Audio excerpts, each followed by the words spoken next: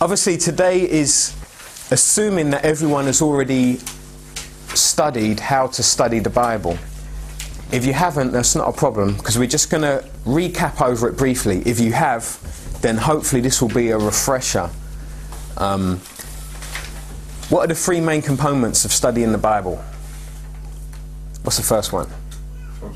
Observation. Second one? Interpretation. And then you've got application. There you go. Now, there's many observations, aren't there? When we observe, we want to observe as much as we possibly can in the text. Sometimes you'll make an observation that what you think about it in your mind is incorrect. But the idea is make as many observations as possible, and then as you're studying, you'll realise that observation was incorrect. But it's better to make, like a detective, gather as many clues as possible. How many interpretations are there of one sort of text? One interpretation. There's only one interpretation, right? How many applications are there? A piece of string. Yeah, innit? How long's a piece of string? Many, many applications. Now, when you guys are studying your Bible, you're going to come up with hundreds of applications. Right? I beg you, don't try and teach every single application. I used to do this. Bible studies go until late into the night. People only remember a few of the applications you make. So today we're going to be looking at how do you work out which applications do you actually share. Right, so let's just recap on observation. You can see it on the handout there, yeah? Observations include finding key words. Now, a key word is a word that gives meaning to the text. If that word was taken out of the sentence has lost its main meaning. So that's a key word, yeah? I circle keywords in my Bible in blue. If anyone wants to have a look at my very Joseph multicoloured Bible, here it is. I do mine in blue, and that normally says to me as well, look up this word in the Greek. Keywords are also repeated words. If someone keeps repeating a word, you know that word is quite important to them. You can see that with 14-year-olds. When there's a new word on the street, then they're saying it every 5 minutes. It's different in different areas. Like last year in Wandsworth, there was one of my students, this guy, and car was his word for like 2 months. He had to put car in every other word. Everything was because of something, and he's just dropping it in all the time. That word was very important to him. So when Paul uses a word millions of times, you know that word's important to him. Another key word would be an unusual word. When you suddenly see a word that you're not used to seeing, like who can think of an unusual word that you read every now and then in the Bible? Propitiation. I'm glad you said that, because I wanted to say it, but I can never pronounce it right. That word, exactly, that word, right? That word is an unusual word, so that's a word you want to look up. You don't want to take it for granted that everyone knows what that means. Right, so that's a key word. Next thing is relationships of words, so contrasts, similarities. In other words, when it says his head and hair was white as wool, in my Bible I put that in brackets, in purple brackets. That lets me know that there's a similarity there. Or if there's a contrast saying unlike with the righteous or something, then I put that in, right? I know you all know this stuff. Then you've got chronological relationships. That could be like the 7 seals in Revelation, that kind of thing. Then you've got logical orders. Now, Paul is a great one for this. I love doing this. You just breaking it down the way Paul talks, logical orders. And then at the end he says, therefore. I love that, man. And I put a big therefore sign, which is the equal sign with the arrow. And I'm not going to say the cheesy thing. Shall I say it? You know I can't stop saying it. When you see a therefore, you've got to ask yourself, what is it there? What is it there for? Sorry, couldn't resist it. We all batter that.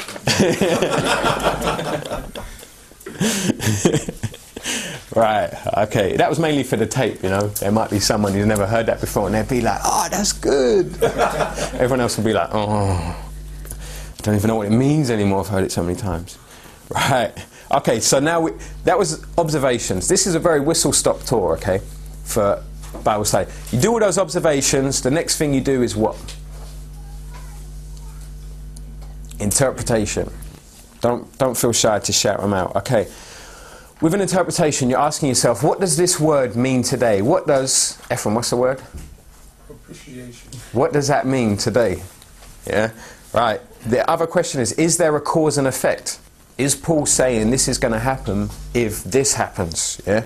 Is there a condition to this? In other words, is this thing going to happen only if such and such a criteria is fulfilled? Very important thing, because someone could just preach on one verse and tell the congregation this is how it is, and they've missed the 5 verses before that say, therefore, if you blah, blah, blah. Very important, right? I know you all know this. Other thing is, when you're interpreting, is there some cultural background to this? Very important. At the same time, it also gets misused, where people then just, without really studying it, say, I don't like this text. There's a cultural background, which is why they teach this, and that doesn't apply to any of us. And then you have to demand of them, what is that cultural background? What's the evidence? Please show me. Show me where Pliny has said that, where Tacitus has said that, where Josephus has said, show me, because I want to see if that's really true. Is that a correct interpretation? Right. So, from these questions, and from much more, especially you guys who've read Howard Hendricks' book, we can then tell what the Bible passage actually means, what it means for the people who are reading it, and then what does that mean for us lot today, right? And from that, we're going to make our applications. That's the third part of Bible study. We've done our interpretation, yeah? And remember, the interpretation is easier based on what? What bit of work? Observation, yeah. The more observation you do, the easier your interpretation is. I'd like to see, actually, a show of hands. Has anyone done this? When you're in a rush and you think, I won't spend as much time observing, and then later you spend ages interpreting. It doesn't work, does it? No shortcut. But yeah, it's like when you try preparing a Bible study and you don't pray beforehand, and you're like, God will understand, I'm in a rush. And later you're just so confused and your brain just isn't working. And then you try praying, and then stuff just starts falling together, and you're like, yeah. So spend time in the observation. It's like we're detectives, right? So the applications, what the question to ask, right, is based on this interpretation I've just made, what action should I make this week in my life? Neil, why do I say this week? I say this week because if I say this week, there's a chance I'll actually do it. Whereas if I say I'm going to finish off my bathroom decoration later, which is what I've been saying for 3 years, it will never get done. When I say I'm going to do it this week, for example, when next week my baby was about to be born, I did the tiles in my bathroom because I knew I had to do it this week. Then Jada was born, and then I said I will do the floor and the rest of the walls later. And it never got done. So application has to have some kind of time indication on it. You know, they talk about SMART goals in the business world. And I can't remember what SMART stands for. I think Ephraim remembers. Specific, measurable, achievable, realistic, time-bound. Time-bound, there you go, time-bound, yeah? So give your application some kind of time concept to it. Right. They've got to be specific. If they're not specific, they won't get done, which is why my guys in Roehampton know this. I give everyone a hard time. If I say, what's the application? Someone says we should be more holy. I always come back and say, what does that mean? What does that look like? Be more holy. Like, I don't mean anything. But if you tell me it means that I've got to stop getting in arguments with my neighbour, then that is a specific application. And if they say tomorrow I'm not going to get in an argument with my neighbour, that's a really specific application. So, that's Bible study. And I almost feel bad doing that because I know that you guys know this stuff. And Matt's teaching inductive Bible study method at the moment. Tom's got these Calvary Chapel DVDs on inductive Bible study method.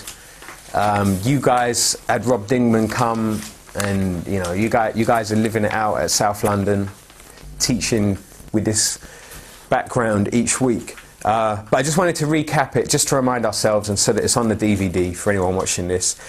By the way, Precept Ministries, who are kind of the guys who are the main advocates of the inductive Bible study method, they actually do training programs where they come to your manor and teach a group of you how to do inductive Bible study method, and it's like £15 a day per person.